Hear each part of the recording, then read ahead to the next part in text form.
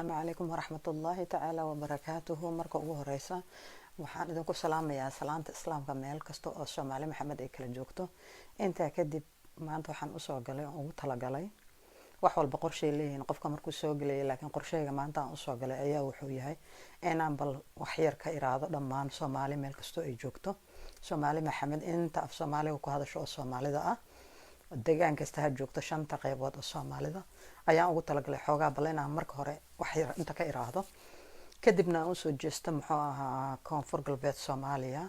ama Digil Mirifle iyo muxuu ahaa waliba Somaliland hadduu Ilaahay yiraahdo aan ku soo khatami doono iyagana aan marka ugu dambeys aan la hadli doono. horta marka hore waxaan idin leeyahay ka magac ahaan inkastoo aad in badan dad badan i garan karaan anoo ah ku hadlaaya magacayga caadiga ah Hinde Ibrahim Nuur kuna hadlaya magaca dadka ku dhashay oo ku soo barbaaray gobolka Baay kuna hadlaya magaca abwaaniinta ama cusbaada ama dhex ahaadaba magaca abwaaniintana aan wata oo ku hadlaya. waxaan marka ugu horeysa aan ka hadlaya oo doonaya inaan iraado Allah ha u dhibeereeyo walaalaha laga raafay Somaliland meel san oo wanaagsan oo ay ku nastaan oo ay noloshooda dib ugu noqdaan Ilaahay subxaanahu wa ta'aala u sakhiro. marka Soomaalidii aan rabay inaan marka ugu horeysa la hadla ayaan horta waxaan leeyahay Soomaali Maxamed haddaad wax isu qabanaysaan oo iska naceysaan oo bini'aadminimo iyo islaamtinimo iyo diin iyo walaaltinimo isugu gurmanaysaan ma loo baahna in media oo laga qaqayliyo oo kolba qola la cambaareeyo. waxa loo baahan yahay dadkaas masaakiinta ah oo daraad nolol haystay laakiin maanta aan haysan inaad intaad u wada gurmataan akoona aad u sameysaan dhaqaalaad u ururisaan aad meel ku sintaan. waa haddaad dhiig walaaltinimo iyo dhiig Soomaalinimo iyo dhiig damqanaya aad leedihiin waxa hadeer yaala inaad horta muxuu ahaa u gurmataan oo si sax ah dhammaan meel kasto aad joogtaan aad dadkaas tabaalaysan oo idin la midka ah aad nolol ku sintaan wanaagsan. taasa horta la idinkaga baahan yahay leedinkaga baahna maanta inaad dadkii si kala fogeysaan oo cuqubo iyo balaayo iyo kana ku dhacaysa wadanka rogmanaya inta ka baxaya inaad tiraadaan looma baahna. siyaasad wiil iyo aabihiis ayaa isku dilay oo ku kala fogaaday. siyaasad waa lagu kala fogaan karaa, waa la isku nici karaa. hunguri waa lagu kala fogaan karaa, waa la isku nici karaa. shaydaan ayaa nagu xiriira bini'aadmi ayaa nahay. marka laga yaabay in qof bini'aadmi oo siriyay adu intaas oo nolol heshay kuwan iska dhaqaaji uu jiri karaa. siyaasadii waa lagu isku fahmi weyn karaa oo hadii dhib iyo balaayo iyo qarax iyo balaayo meesha galo waa la kala shaqeey karaa. marka ma aha anaga waxba hawshaas anaga nooma taalo. marka hadaan Soomaalinahay waxa noo yaala dadkeena dhiban inaan wax qabano inaan dad isku sii soofeyno oo dhib sii sameeyno. hadda maanta intaan aan dhibayso dadkan banaanaha yaal caruurtaas yaryar oo dhowrka bilood jiro oo muxuu ahaa go ku kor jiifa qof aysan damqaynin oo Soomaaliya ma jirto. qof kasta oo bini'aadan uu ka xun yahay waana dhibaatoon uu arkaa. inaan wax ka qabano ayaa loo baahan yahay wixii karaankeena aan qabano. qof beerkiisa banaanka yaala leeyahay muxuu ahaa uma yaala boodbood ma ogtahay. caruurtaas yaryar oo banaanka taalo qof kasta Soomaaliyeed ay dhibaysaa. marka waxa idinka la idinkaga baahan yahay haddaad awoodaan oo Ilaahay wax idin siiyay in la gurmado caruurtaas iyo waalidiintaas iyo waayeelkaas iyo dadkaas dhibaataysan si siman oo isku mid ah loogu gurmado oo wax loogu qabto. looma baahna in meeshan la iska caayo qabiil iyo iskala fogeyn iyo kuwan waa Yahuudi iyo kuwan waa kaasi looma baahna maanta taas nooma taalo. meel hoo u baahan la yiri hadal waxba kama taro. hadda hoo ayay u baahan tahay dadka soo dhiban yihiin anagoo kale in loo istaago wax loo qabta ayaa loo baahan yahay. ummadan muxuu ahaa Digil Mirifle ayaa iyagana u soo jeedsanayaan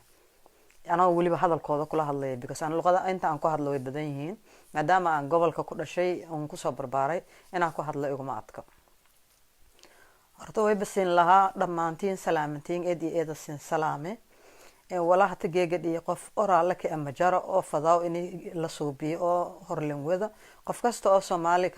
oo ku tirsan xunyo eedan xunyo lan oo raale ka naqdo ma jaro anug yar oo hatta dhaladay 4 bilood 5 bilood jira in banaanka la dhiga qof islaam oo karaale noqdo xitaa gaalka ma karaale noqdo. marka walaa hatta dhiyaawo wal oo dadka dhanyiin ma shacabka colanka qaadeen in airteen Somaliland dad xungo dad shacabka dhan maxon shacabka iyo suubiyan oo isin ka suubiyan male wal iyo reebo karaan oo hata geega iyo suubiye karaan ama reebo karaan ba aan lahayna dad iyo lantaliya oo meel fadhiyo. marka waxa maan qaadeen isin way balasin ka baahan yahay oo bisin wal qabadaasan oo wal qabad liftiin dadkaas banaanka yaala in isin gurmataan wal qabataan meeli iyo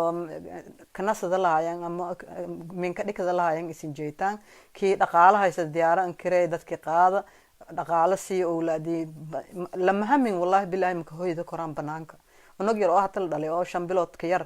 banaan cid lama yaalo koro lama hamin iska xigta ma yaalo koro dhaxantaas iyo dhibaatadaas baan ka dul qaadado korna marka isin hata man dheerkin ba banaanka yaal doomasin yaala dadkiin inay isin aruursataan koonfur galbeed jeetaan oo baydhabo email jee kortaan jeetaan nolol aan soo bidaan geel aan gooridaan walaaga idin heli kortaan oo dhan sidaan sasalasin ka fadee ma meesin ka fadaa geeg in internet ha fadheetaan oo ka qayladaan oo dadka la tirsataan ma tirsadaan dadkiin ba banaanka dhimadahay lan dadkiis dhimada dooman yaala marka dadkiin aruursada meel jeesada ka bacdana dadka Soomaaliland walban ka qaadeen wal iyo sin ka halaayeen dadka caadiga shacabka ma jara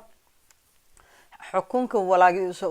ka dhaw aqoon qofkii askariga fuliye markuu askari laftirsheeda walan qosada karo malay because qof oo la amara oo la hadiriyo markuu aysan laha wal kasta oo dhiyaanba ma indhiyeen ma era wala adduunyo wal kasta badiyaya markuu aysan laha ho bilaa ara ilaahay sin fududaay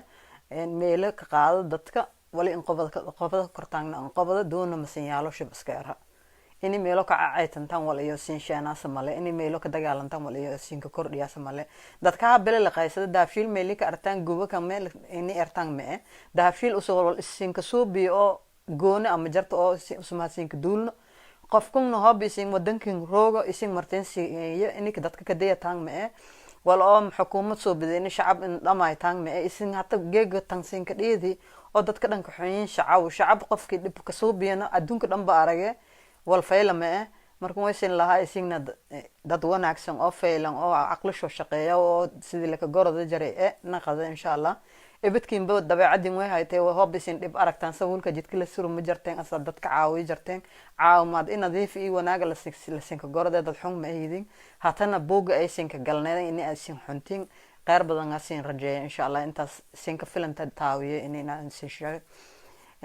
waqti badan ay inka damboyti dooga horta wasanku ma ka hadalna laakiin iska day maadaama aan baydhabo ka dhalday inay hata geega maxaatrisin kala doo waxa kasto way SR am faylahayna markan walaagi oo gorado way taagna maqonaantaan wadanka maqana aan qaadada insha Allah taala eeda sin salaami markale ilaahay sin dhib yare dadkaas hal indadaalo insha Allah dhamaantiin reer baydhabo la doo wahay dhamaan interview ka hadalaasa maca salaam Somaliland ayaa u soo jeedsanaya insha Allah taala walaalayaal raali ahaad inkastoo luqadaas aan ku hadlay laga yaabo inay aadan fahmi doonin laakiin wax xumaana aan marnaba ma jecel dhan kastaba inaan ka hadlo qolo kasto waxaan jeclaa wixii aqli cilin inaan kula hadlo marka idinkan insha Allah wixii dhacay way dhaceen wixii dambe insha Allah in laga fiirsado dadka walaalaha ana maadaama horta la kixiyay xukuumadda waxaan dheelaa dib inay iyadan inta isku noqoto